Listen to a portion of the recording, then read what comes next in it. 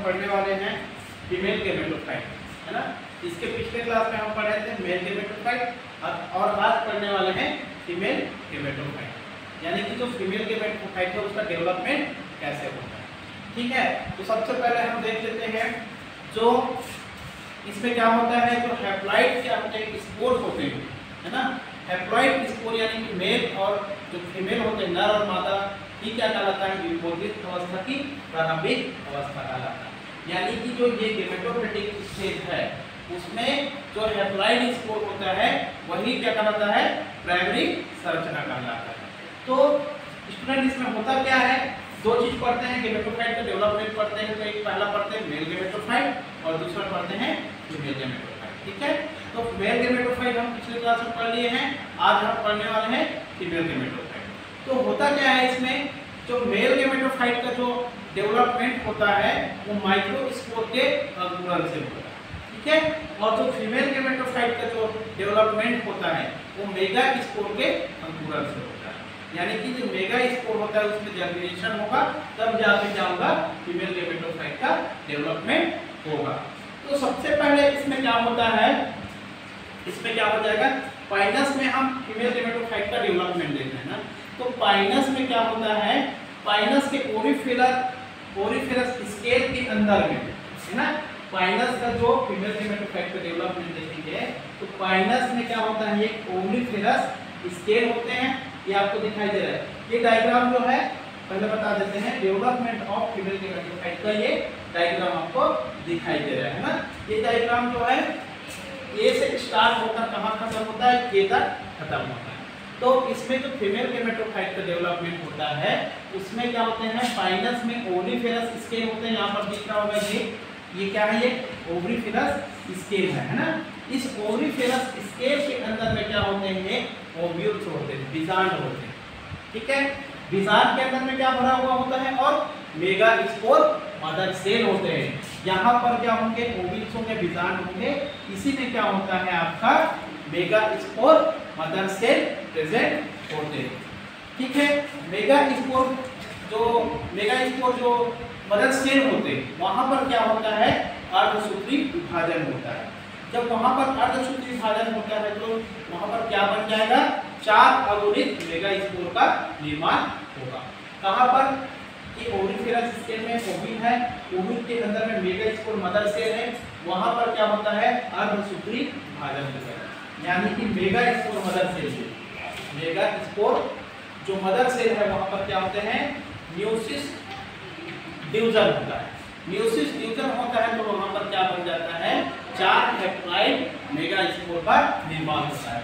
क्या होता है, 4 हैप्लॉइड मेगा स्पोर का निर्माण। ठीक है, 4 हैप्लॉइड मेगा स्पोर का निर्माण हो गया, जिसमें से क्या होता है, 3 माइक्रोपाइलर जो मेगा स्पोर होता है वो नष्ट हो जाता है।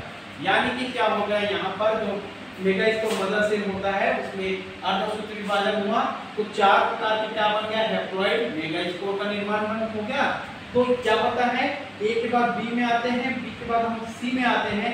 तो यहाँ पर इंडोस्पर्म ब्रैकेट आपको यहाँ पर दिखाई दे रहा होगा, है ना। इसमें डी नंबर का डायग्राम है ना। सी में देखेंगे तो इस प्रकार से संरचना में और डेवलपमेंट दिखाई दे रहा है, बी में इस प्रकार से डेवलपमेंट दिखा रहा है। तो इसके जो मेगा स्पोर मदर सेल में अर्धसूत्री विभाजन से 4 हैप्लॉइड मेगा स्पोर का निर्माण होता है, जिसमें से 3 माइक्रोपाइलर जो मेगा स्पोर होते हैं जो कहाँ होते हैं, ऊपर की ओर होते हैं, है ना। इसमें देखेंगे डी नंबर में, तो यहाँ पर क्या हो जाएंगे, तो 3 माइक्रोपाइलर जो मेगा स्पोर होंगे वो क्या हो जाएगा, मर जाएगा, नष्ट हो जाएगा। और एक जो बचता है नीचे की ओर जो बचता है मेगा स्पोर वो क्या हो जाएगा, एक्टिव रहता है। उसी मेगा स्पोर को क्या बोलते हैं, फंक्शनल मेगा स्पोर के नाम से जाना जाता है। ठीक है, 4 इसमें मेगा स्पोर का डेवलपमेंट होता है ना, जिसमें से क्या होता है, 3 नष्ट हो जाता है और 1 मेगा स्पोर जो होता है वो एक्टिव रहता है। और जो एक्टिव मेगा स्पोर होता है वो किधर होता है, नीचे की ओर होता है। ये है फंक्शनल मेगा स्पोर। ठीक है, यहाँ तक समझ में आ गया।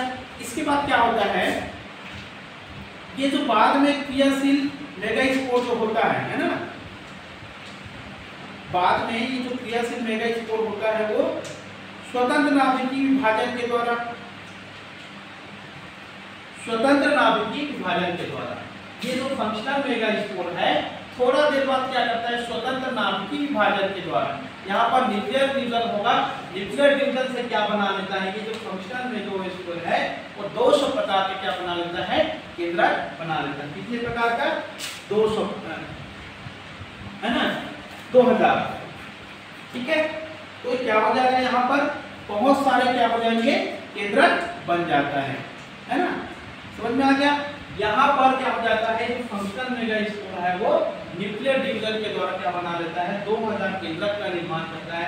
तो यहाँ पर आप 3 नंबर का डायग्राम में देखेंगे तो आपको यहाँ पर बहुत सारे आपको न्यूक्लियस दिखाई देंगे। ठीक है, केंद्रक दिखाई दे रहा। अब इसके बाद क्या होता है, इसमें ये जो केंद्रक है, इसके केंद्रक में क्या होता है, एक बड़ा सा रिक्तिका का निर्माण होता है, वैक्यूल्स का फॉर्मेशन होता है। यहाँ पर आप देख सकते हैं F नंबर का डायग्राम में सेंट्रल में क्या बन गया है, वैक्यूल्स बन गया है। ये यहाँ पर भी दिख रहा है और ये यहाँ पर भी दिख रहा है ना। तो सेंट्रल में क्या बन गया, ये वैक्यूल का निर्माण हो गया। वैक्यूल का निर्माण यानी कि रिक्तिका का निर्माण हो गया केंद्रक के बीच में, है ना। तो केंद्रक के बीच में जब वैक्यूल्स का निर्माण हो जाता है, इसमें जो सारे केंद्रक होते हैं वो क्या हो जाते हैं, इसके परिधि की ओर आ जाते हैं, है ना। तो जितने भी केंद्रक होते हैं वो कहाँ पर आ जाते हैं, परिधि की ओर पहुंच जाते हैं। ठीक है, तो इसके बाद क्या हो जाता है, इसी को भी क्या बोलते हैं, है ना, मादा गेमेटोफाइट या प्रोथेलस कहते हैं। तो फाइनली क्या हो जाता है, यहाँ पर मादा गेमेटोफाइट, फीमेल गेमेटोफाइट या इसी फीमेल गेमेटोफाइट का क्या होता है, प्रोथेलस का निर्माण कर लेता है। ठीक है, समझ में आ गया। अब आगे क्या होता है, प्रोथेलस का निर्माण हो गया और इसी रचना को ही क्या बोलते हैं, एंडोस्पर्म के नाम से भी जाना जाता है। समझ में आ रहा है, इसी संरचना को क्या बोलते हैं, एंडोस्पर्म, है ना। यानी कि यहाँ पर क्या हो जाता है ना, वैक्यूल बनता है, वैक्यूल के किनारे में सारे केंद्रक चले जाते हैं। इसी संरचना को क्या बोलते हैं, फीमेल गेमेटोफाइट या तो इसको प्रोथेलस बोलते हैं। और इसी रचना को किस नाम से जाना जाता है, एंडोस्पर्म के नाम से जाना जाता है। किस नाम से जाना जाता है, और इसको एंडोस्पर्म यहाँ लिख सकते हैं, एंडोस्पर्म। ठीक है, इसके नाम से जाना जाता है। अब आगे देखते हैं आगे क्या होता है, आगे देखेंगे तो क्या होता है, यहाँ पर एंडोस्पर्म बोलते हैं इसको। तो क्या होता है, कुछ समय जब प्रोथेलस के माइक्रोपाइलर सिरे पर कुछ समय पश्चात, है ना, कुछ समय पश्चात क्या होता है कि प्रोथेलस बना है, तो प्रोथेलस के माइक्रोपाइलर सिरे पर क्या हो जाता है, 2 से 5 कोशिका एक्टिव हो जाता है। समझ में आ रहा है, ये माइक्रोपाइलर है ना। तो इसी माइक्रोपाइलर पिंड पर, प्रोथेलस के माइक्रोपाइलर पिंड पर 2 से 5 कोशिका क्या हो जाता है, एक्टिव हो जाता है। समझ में आ रहा है, 2 से 5 कोशिका जब एक्टिव होता है यहाँ पर, तो उसमें क्या होता है ना, केवल क्या होता है, 2 से 3 आर्किगोनिया का निर्माण हो पाता है ना। इसमें से क्या हो जाता है, 2 से 5 कोशिका क्या हो गया, एक्टिव हो गया, है ना। तो ये एक्टिव होकर क्या बनाता है, आर्चिगोनिया इनिशियल सेल की तरह काम करने लगता है। यहाँ पर 2 से 5, ठीक है, 2 से 5 कोशिका एक्टिव हो गया और यही एक्टिव होकर क्या निर्माण करता है, आर्चिगोनिया इनिशियल सेल का निर्माण करता है। आर्चिगोनियल, ठीक है, आर्चिगोनिया इनिशियल सेल का निर्माण करता है, जिसमें से केवल क्या हो जाता है, 2 से 3 ही प्रकार के आर्चिगोनिया का निर्माण होता है। 2 से 3 क्या बनता है यहाँ पर, आर्चिगोनिया। ठीक है, कैसे बनाएंगे, क्योंकि इसके माइक्रोपाइलर पिंड पर, माइक्रोपाइलर सिरे पर क्या हो जाता है, 2 से 5 कोशिका एक्टिव होता है और ये एक्टिव होकर आर्चिगोनियल इनिशियल सेल की तरह काम करने लगता है। किंतु यहाँ पर 5 बनना चाहिए आर्चिगोनिया, लेकिन यहाँ पर क्या होता है, केवल 2 से 3 ही आर्चिगोनिया का निर्माण होता है। ठीक है, यहाँ तक क्या कहा जाता है, आपका डेवलपमेंट ऑफ फीमेल गेमेटोफाइट कहलाता है। ठीक है, तो यहाँ पर क्या हो गया, आपका 2 आर्चिगोनिया का निर्माण हो गया। अब क्या होता है, आर्चिगोनियल प्रारंभिक कोशिका में, है ना, आर्चिगोनियल प्रारंभिक कोशिका में, आर्चिगोनियल प्रारंभिक कोशिका। अब देख सकते हैं आप, ये तो डेवलपमेंट स्टेज हो गया, डेवलपमेंट ऑफ फीमेल गेमेटोफाइट का प्रोसेस जो है कंप्लीट हो गया, है ना। यहाँ तक ये कंप्लीट हो जाता है। GHIJ यहाँ पर के नंबर में आपको देखेंगे तो नेक सेल दिखाई देगा, वेंट्रल कैनाल सेल दिखाई देगा और एक आपको दिखाई देगा, इसको यहाँ भी देखेंगे। ठीक है, तो ये खत्म हो जाता है आपका फीमेल गेमेटोफाइट इधर। अब यहाँ देख लेते हैं डेवलपमेंट ऑफ आर्किगोनिया।